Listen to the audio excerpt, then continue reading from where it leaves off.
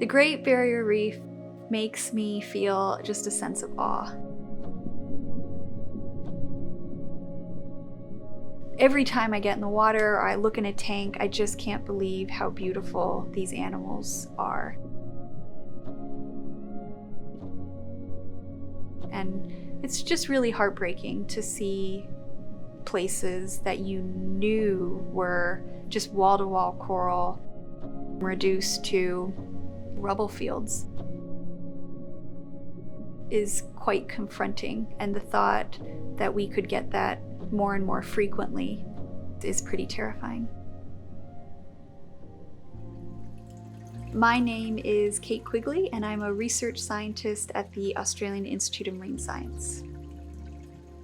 I spend a lot of time looking at feasibility around assisted gene flow, which is a new kind of genetic restoration method that we're investigating on the Great Barrier Reef to essentially try to increase heat tolerance in corals. So we can do this through breeding corals in different combinations. This isn't something that isn't occurring on the Great Barrier Reef already. For example, eggs and sperm from the far north of the Great Barrier Reef, where there's more temperature-tolerant corals, do make their way sometimes down to the central and the southern Great Barrier Reef, but it just doesn't happen very frequently.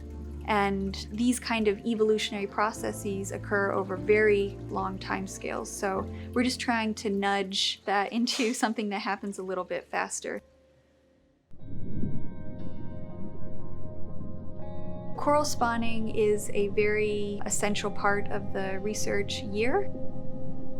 Spawning is essentially when all the corals say, right, it's time to reproduce.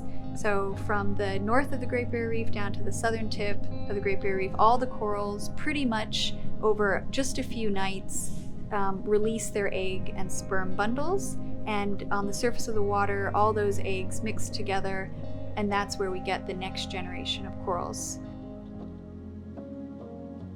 The kind of experiments that we do during coral spawning often involve what we call stress testing corals, in that we put them in particular machines in order to measure how well they're performing when temperature starts to increase. And that allows us to see, well, who are the elite coral larvae in this experimental scenario? And then we're able to target those corals and ask the question, why are they so good? How can we make them better?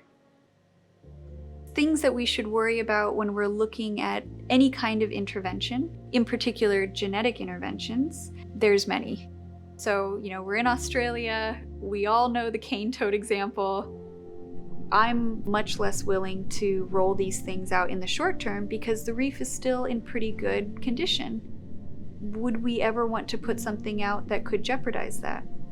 But say we get 3 more bleaching events.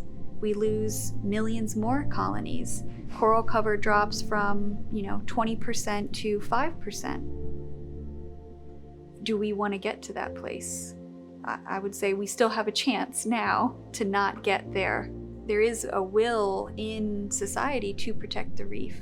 So I really hope that as the years unfold that we'll be able to make the changes necessary to give this really important ecosystem the chance to recover.